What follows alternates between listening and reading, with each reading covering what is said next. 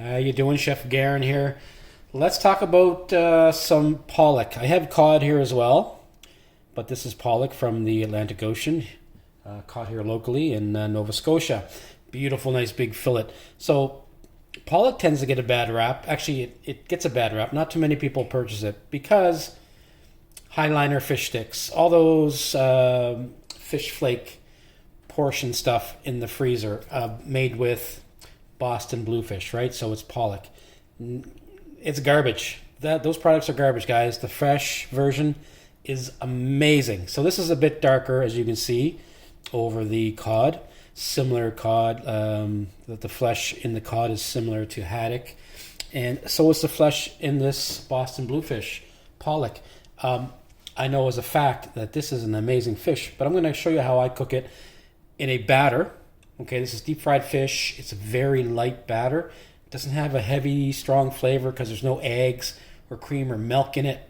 Okay, it's going to be a vodka and beer batter. And don't worry about the alcohol content, that evaporates as this cooks. So you're only going to get the flavor and the color that you need. And the vodka does some amazing things to the texture of this batter, and so does the beer. So let's get into it. So I have a nice fillet here of cod I'm going to cook, and also I'm going to be cooking the Boston Bluefish, the pollock, focusing on tasting this, okay, for you guys. This is more economical pretty much everywhere. I don't like any frozen fish, period. This is fresh, by the way. Okay, so fresh is always best when it comes to seafood. But if you only got frozen, I guess that's what you're going to have to work with. But it still should be fantastic with this method. So let's get started. So I got my fish here. I'm going to be using some flour mix. Now this is self-rising flour. You can purchase it or you can make your own. And I just did a half a batch. So I used half a cup of all-purpose flour, 3/4 of a teaspoon of baking powder, and half a teaspoon of salt. Okay, and that's pretty much it. Now I do have 2 tablespoons of vodka. Okay, now remember, if you're going to be doing quite a few pieces of fish, like maybe more than 4, maybe 6 pieces, 8 pieces, you want to double this recipe, okay? So 2 tablespoons of vodka. Let's get that into our mixing bowl right now, okay? There's no recipe for the amount of liquid. I'm going to use a lager beer, and this is an Ultra, Michelob Ultra Light. That's what I like to drink, and you can use whatever you like. Lager beer is fantastic. So I'm only going to go in with a little bit here at first. And I'm just looking for a somewhat thin consistency, kind of like a very thin pancake type of batter. Okay, this is still too thick for me, so I'm going to go in with just a little bit more beer. But look at the foaming action here, guys. Look at that. This is exactly what we want, okay? This is going to create a very nice, airy, crispy batter for us. This consistency here is perfect, okay? Look at that. That's exactly what I want. I'm going to let this hang out. Now over here we have just some regular flour to dip our fish in first before it goes into the wet batter. I have some oil, probably about 2 inches of oil, neutral. Any type of oil that you want, as long as it's not flavored. I happen to have some canola oil here, all right? And a thermometer. You don't have to have one of these fancy ones. Any digital thermometer will do. And some tongs, okay? Now the oil temperature is very important, very important.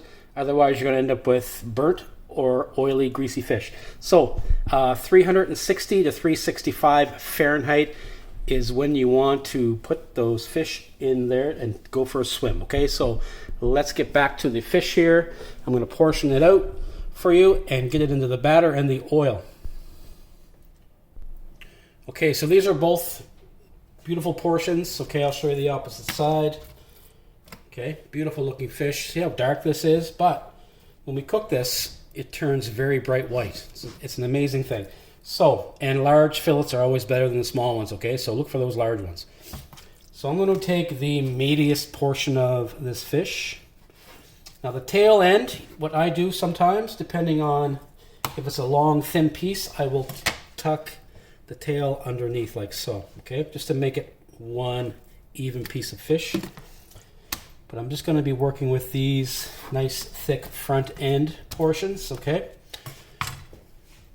Here we go. So now let's get this into the flour. You do not have to salt or pepper this fish first. You can if you want. Okay, if you do, just go lightly. So just enough flour on here that it allows the thin batter to kind of stick to this fish. Okay, now let's get this one in. And I'm just waiting for my oil to get up to the right temperature, and then we're going to put these in the batter and then into the oil. Okay, here is my thermometer in the oil. We're creeping up on 360. There we go. So let's get this fish dipped into the batter here. Give it one last mix. And this is the cod. This is the bigger piece, so I'm going to dip this in the batter and get it into the oil first. So I always take the thinnest end. Let some of this drip off. And I'm going to just dip this into the oil. I'm not going to drop it in fully. I'm just going to just lay it in there gently and let it float. Then I'm going to drop it in. There we go. Beautiful. And let's do the Boston Bluefish next. Same process. Look at that. Beautiful. Beautiful, beautiful. So the vodka is evaporating and creating these bubbles into the batter. And it makes a nice, light, crispy, crunchy batter, okay? Texture. I love it. So I'm going to let this cook maybe a minute here, and I'm going to flip it over and cook it another minute, and then I'm just going to keep turning it every once in a while until I get the crunchiness and the color that I personally want. So this is more of a personal thing for you guys. The fish is going to cook pretty fast regardless, okay? And we're only doing a single fry, not a double fry like they do in restaurants. Double fries, they do that because they have more people to serve and they don't have the time to do these steps. So they fry it once, let it hang out, and then when you order your fish and chips, it goes back in the second time.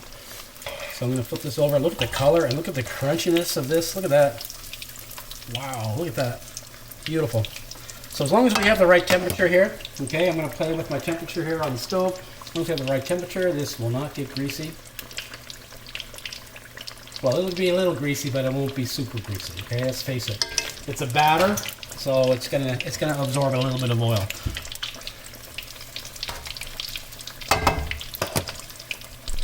So I'll talk about deep frying in a pot like this. So a nice thick wok or a nice heavy bottom pot or skillet with some high sides is perfect. Safer than a plug-in appliance, guys, when you're deep frying. Stay here, do not walk away, keep your thermometer handy. You'll never catch on fire. Now when we're done, I'm going to turn the burner off, and I'm also going to make sure I take this pot off the heat, because if I do forget to turn the burner off, at least I know the oil's off the heat, and that's where accidents happen, okay, like fires and things like that. So keep that in mind when you're deep frying. So I just flipped these over. Look at that beautiful golden color. Okay, that is coming from our beer. Okay, the sugars in the beer, the natural sugars, are coming up, they're caramelizing, giving us that nice color. Okay, let's flip them over again. Oh yes, I'm very excited. And again, this bigger piece here is the cod, and this beautiful piece here, a little bit smaller, is our Boston Bluefish, okay, Pollock. Just going to give it maybe another minute here on this side, and we're going to dig in.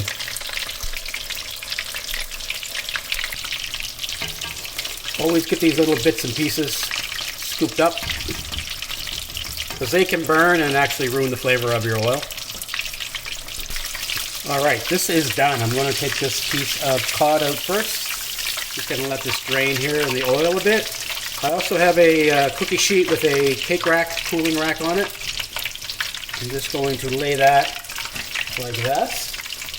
Now our next piece, which is the Boston Bluefish, Pollock. Same thing, just let all that oil just drip off here. And then try to lay it up on its side like so. Now while it's hot, we want to get some salt on there so the salt kind of sticks to it, right? See that?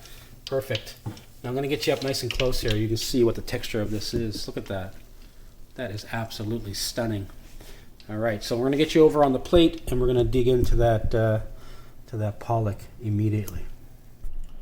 Wow, okay. Look at this pollock, guys. Look at that. Isn't that beautiful? So let's just dig right in here. I'm gonna try to cut this open so you can see the inside, how how flaky and white it is. This reminds me of haddock, actually. It has a very, very mild flavor. It's very juicy. You can see that, right? Beautiful stuff. Look at that piece of fish. Wow. Okay, this is going to be hot. So, I'm just going to take a little bite here. See if we can get this focused in for you. Beautiful. Very flaky, very light. You know what? You would swear this is haddock. It's got that same texture. It's very, very light flavored. It's not strong. It's not oily. Look at that. Beautiful fish. So give this a try, guys. This batter method at home. You don't have to do the vodka thing. You can leave the vodka out, but it does add a little bit of that, I don't know, that extra crunchy texture type of crunchy batter. Okay. The other, without the vodka, you'll still get that crunchiness, but it won't be as light and fluffy as this. Okay. So give it a try. Let me know what you think.